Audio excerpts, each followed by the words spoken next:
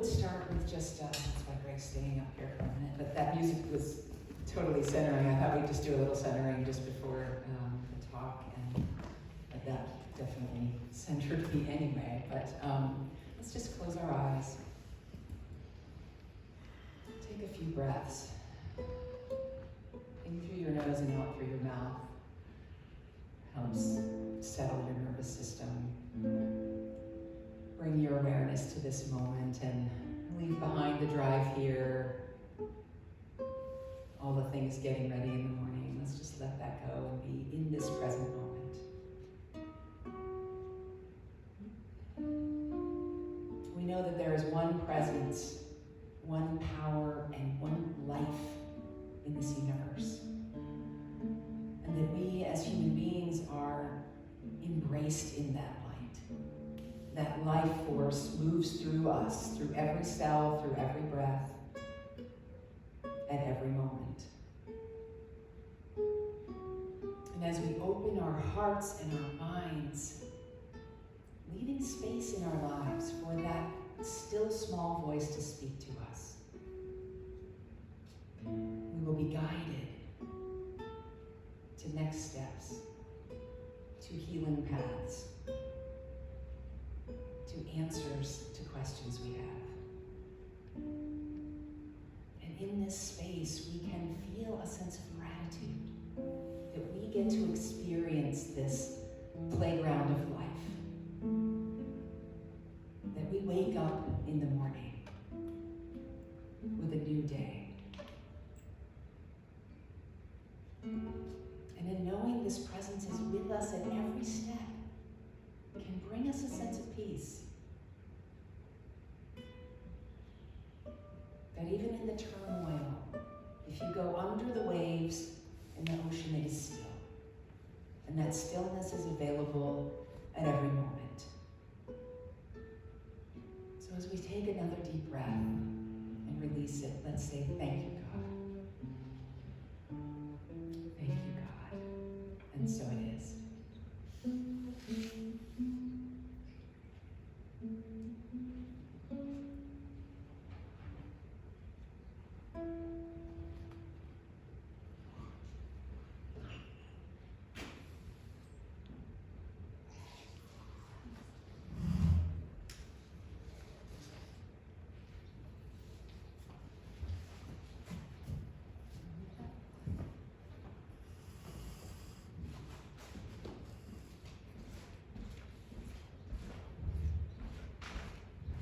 So, living in a world of space and time, change is inevitable. And it's how willing we are to let go of our attachments to the way we thought things were going to be, to see this changing world around us and embrace it, will determine how joyous we can be. The Buddha said that the cause of suffering was attachment. We've all had plans, expectations or ideas of what we thought our future was going to hold that didn't work out. And our peace of mind is directly attached to, how attached we are to that outcome. Sometimes that outcome, or sometimes those attachments are not just out here, but inside as well. We have an image of ourselves that we, expected. I expected to be further along in my career at this time in my life. I expected to be in a deep relationship at this time. We have these ideas of what we are moving towards, and sometimes we don't live up to our own expectations. And we have to reassess and look at what's not working for us and be willing to let go of an image we have of ourselves that isn't working. I was a Waldorf teacher for many years, and in Waldorf education, it's very creative based, it's movement based, it's hands-on. The kids learn how to knit in first grade, and they make their knitting needles to start with, and it's very earthy, and it's kind of a joke among the teachers that we all deny tech. Like, we have trouble sending out emails to our parent list. So many times in the teacher's lounge, I've heard like, I didn't have, tech, and we deny it. And they're in all of our ideas of ourselves, in all of these images we carry about who we are in the world. They have benefits, and the benefit of that was that I was not the cold, analytical, heartless tech person. I was the creative, heart-loving, warm, movement-oriented Waldorf teacher. But then I changed careers.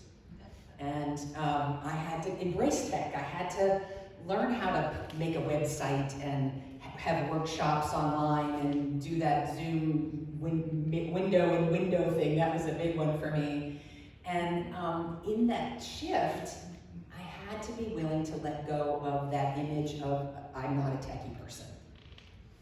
And Jim, my husband, was super supportive. He is a tech person in helping me begin that process.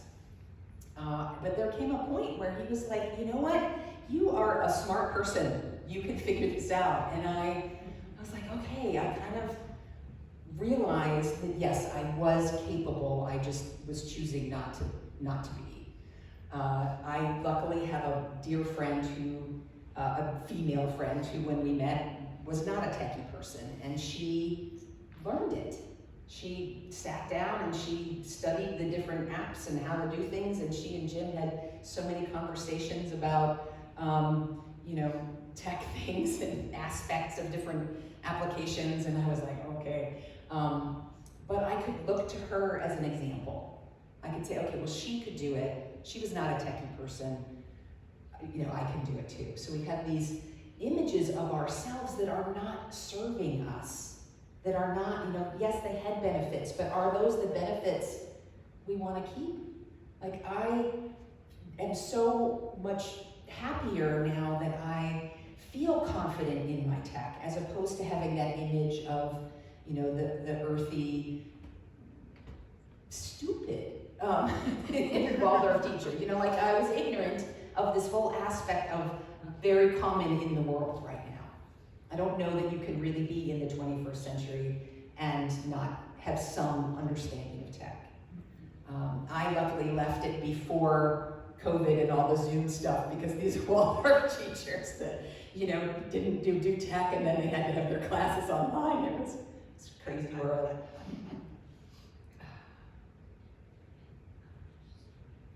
So grief is caused by an attachment to a future that isn't going to be. Maybe it's the past. Maybe we had a life a certain way, and moving forward, it's not going to be that way. So, it's directly attached to our, how attached we are to that image of what we thought.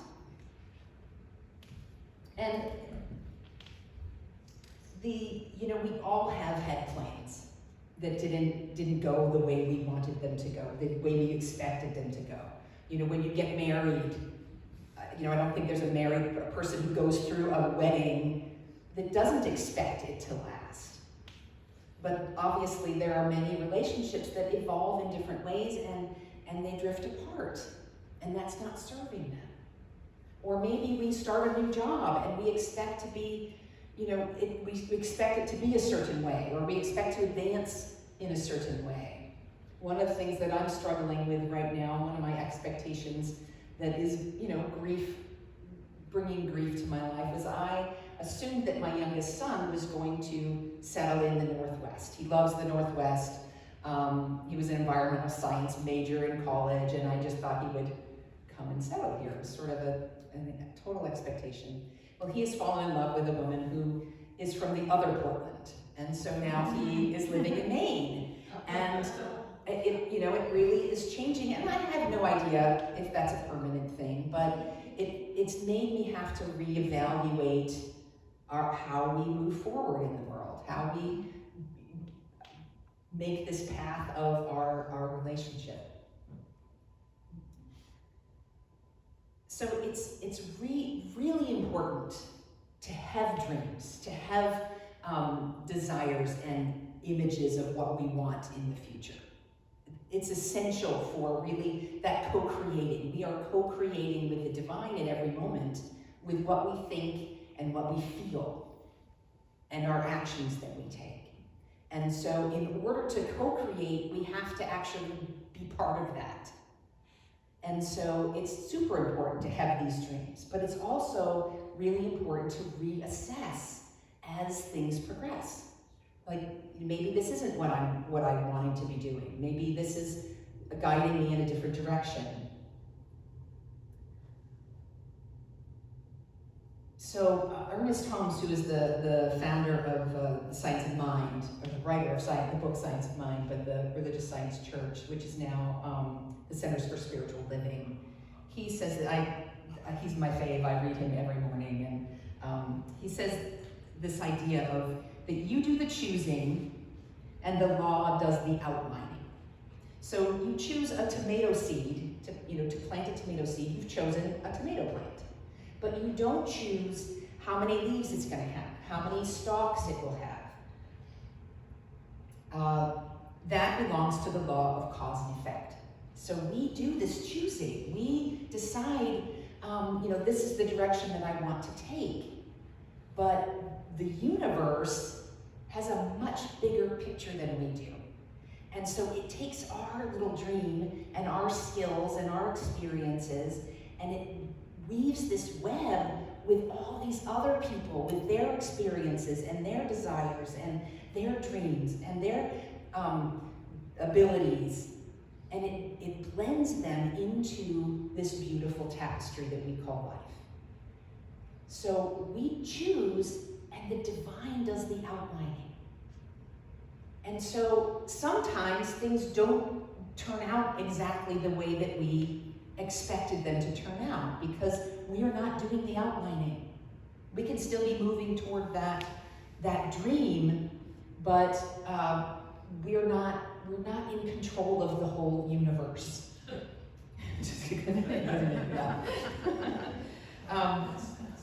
And grief comes in many forms. Maybe we have the loss of a relationship or a loved one. Maybe we have an experience that we're having that brings grief. And maybe it's about, where I am in my life right now is not what I expected. So it could be ourselves, that we're grieving a life that we expected that isn't happening. And we all have these unexpected losses, betrayals, disappointments. And those new losses are tender. They need to be held gently. They need to be carefully felt. They need to be experienced. And it takes time. And then after that time, to adjust, when you're ready to move forward, that's the time when we can begin to look at the gifts that experience has brought us. As I had said, I was a Waldorf teacher, and I had moved many years ago to a new school. I had left a school that I really enjoyed working at, but they were small, and I ended up bouncing around in grades. And with Waldorf education, you start with the first grade and you have the same students for 8 years. And I really wanted that experience. You become another parent to these students, because really, literally, you're with them as much as their waking hours as their parents are in a lot of cases. And I just really wanted that experience. And I poured everything I had into this class.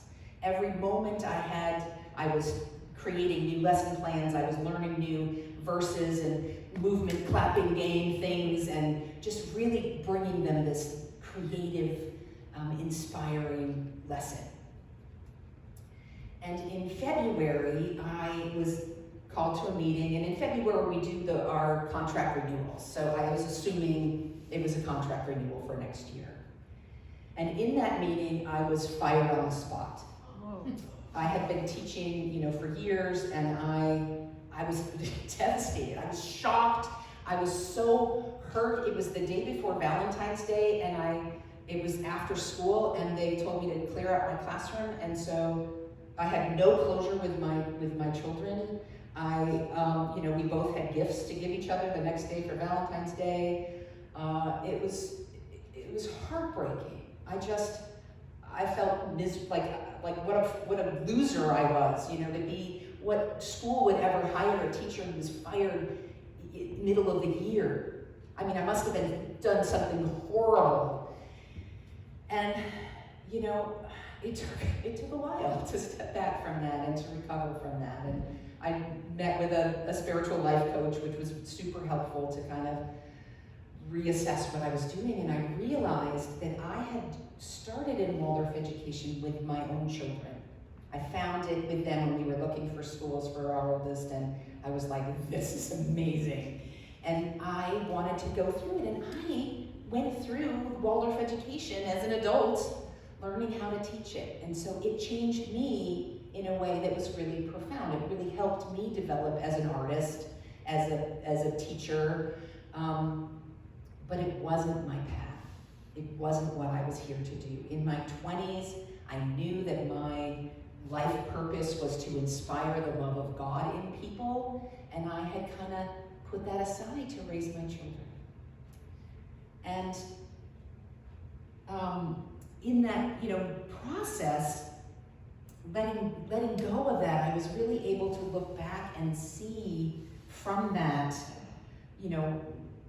what were the gifts. I became an artist, as I said. And another thing that has always helped me in those difficult times is to realize that we are eternal beings, that we are going to continue after we leave this playground of life. And in knowing that, and in knowing that the divine, has this bigger picture that is putting me in wherever my dream is, that it helps me release my attachments to the path that I thought I was going to have. And, grief is a process. I love the image of the sticky mud at the bottom of a bucket. And how you remove that mud is you keep pouring clean water onto it. And as you pour that clear water onto it, it dissolves the mud, it stirs the mud, it overflows the bucket. And as you keep pouring that clear water in, the water becomes clearer and clearer. And that is the divine. That is that feeling of sense, listening to that inner voice. What am I here to do? Last time I was here, we used Ricky Beckwith's song, Use Me, which has been one of those things that I have turned to in those dark times, to just use me, God. I'm here as an instrument to do this great work, to make this world a brighter, bigger place, better, because I'm here. And so how do we do that? And to realize that we are co-creators, that we are whole and perfect just as we are. And in that knowing, in that we are in this creative process, I find it easier to let go of the difficult things. Ernest Holmes he quotes Jesus here, and then he goes on to say, so he says, he who loses his life shall find it. That's what Jesus said. And he goes on to say, since the whole teaching of Jesus was that God is life, he couldn't have meant that you should actually lose your life, but that you should let go of the lesser in order to experience the greater. This is not a bad bargain. If you lose a sense of unhappiness, you will become happy. If you lose a sense of confusion, you will be at peace. This is not the easiest thing to do. When you are in pain, it is difficult to affirm peace. When you are in want, it is hard to affirm abundance. But this is the true meaning of losing your life. What you lose is a false sense of being. You are trading the unreal for the real, the false for the true. And Charles Fillmore, who is the founder of the Unity movement, says a very similar thing this way. He says, when the ego consciously lets go and willingly gives up its cherished ideals and loves, that attachment to the way things are, it is restored to the Father's house. And we know that that Father's house is a state of mind. The first step is a willingness to let go of every thought that holds the ego on the plane of sense. You know, it's that attachment to the physical world being a certain way. And when we can let go of our attachments, that's when we can feel that connection with the divine. If we're so attached to something being a certain way, it's like we have the, you know, la la la la.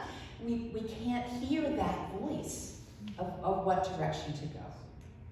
And I kind of look at the, you know, when we have an experience that is something unpleasant, something we don't want, we have two choices. We can feel angry and resentful and stuck and bitter, which is the victim side of things, or we can use it as an evolutionary driver to move us forward in the direction that is the new direction to be going. You know, I really wanted to make those teachers wrong. I wanted to make them petty. I wanted to make them, you know, just uncaring. And I thought, oh, well, all they had to do was just give me some more mentorship if there was some problem that I had in the classroom. But I was playing the victim. And I realized, as I was able to step back, of course, you know, it was kind of that divine 2x4. There's the whisper, the feather light touch, and the touch, and then finally God just goes kaboom, you are in the wrong place. And that's what happened. You know, I needed to be doing something else. And the thing that came from that, which was amazing, was Jim and I were in a position in our life that we've never been in, and was very unique. Our youngest was going off to college, and we were like, we don't have any ties to Portland. We don't have to be here. We could go anywhere. And we decided to take a midlife gap year. And we bought a truck and a travel trailer, and we camped way out on Forest Service land. We saw people maybe once a week when we went to town to go shopping or moved to someplace else. Canyons where we were like over this gorgeous canyon with no one around, deserts with these huge rocks, and we would never have been able to do that if I was attached to an 8-year class. So the divine has these plans, and we can only experience them if we're willing to let go of our attachments to the way things have to be. And I know that we don't, you know, ever really look for difficulties. I think that we're programmed or designed to kind of avoid difficulties. But if we never face something that seems bigger than us and overcome it, we never realize that we are bigger than that. If we're never calling on our inner strength or the divine to help us in that, we never learn that we are bigger than any situation, any circumstance, any apparent problem. The hero's journey doesn't work if the hero doesn't, you know, go past these obstacles, face these challenges. He can't come back a different person if he's never left.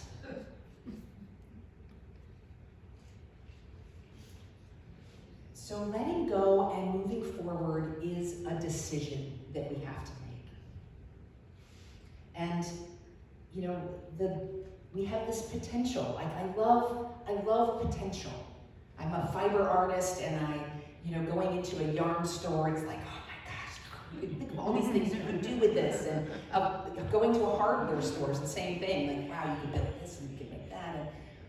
But you have to actually decide and take action toward that thing, the project or whatever, in order for anything to happen. There's the band Rush has the lyrics, if you choose not to decide, you still have made a choice. That we have to make a decision in our life that this is the direction. That is the co-creation with the divine. We have to be willing to make a decision of this is what I want. And in making that decision, the word decide, actually the root of it means to cut away. When you decide, you're choosing this, but you're letting go of that. And that has to be part of the process. So we look at our priorities. We look at, what is it that we want in our lives? What direction, what aspects do we want to be carrying in our lives? How do we want to be moving forward? And then, letting go allows us to focus on, use our creative energy to focus on what it is that we do want to create with the divine. We do the choosing and the divine does the outlining. So in this world of space and time, change is inevitable. That it's our attachment to outdated ways of being, thoughts of ourselves, beliefs, identities, plans, expectations that hold us back and that cause us suffering. And as we move out of that victimhood to that empowerment, we can begin to listen to that voice. We can begin to ask the divine what direction, instead of waiting for that 2x4. Deciding what we're willing to let go of, and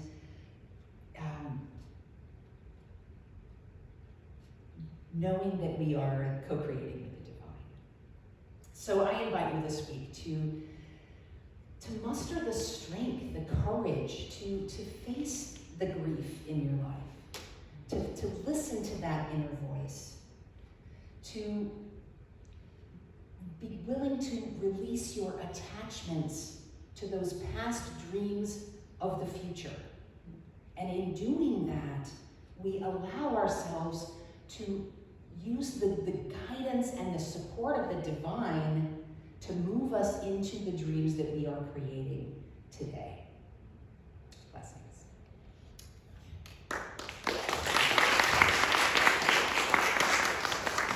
Oh, we'll say up here, sorry. I forget these things. So this is our time for our offering. So let us say our offertory blessing, which is in the bulletin on the pink page. And we say together, divine love, moving in and through me, blesses and multiplies all that I am, all that I have, all that I give, and all that I receive. Thank you, God.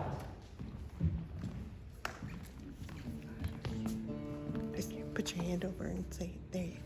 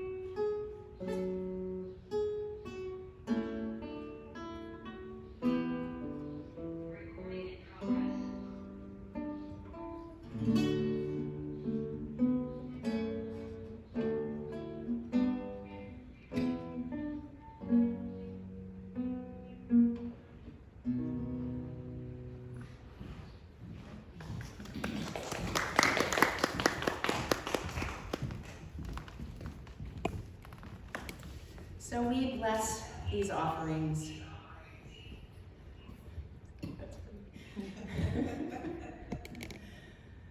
Knowing that they are a symbol of the abundance of the universe. And as we move forward in this ministry, bringing the light and the word to all different people, we know that this resource will be used wisely and caringly. And we say, thank you, God, for your abundance. Thank you.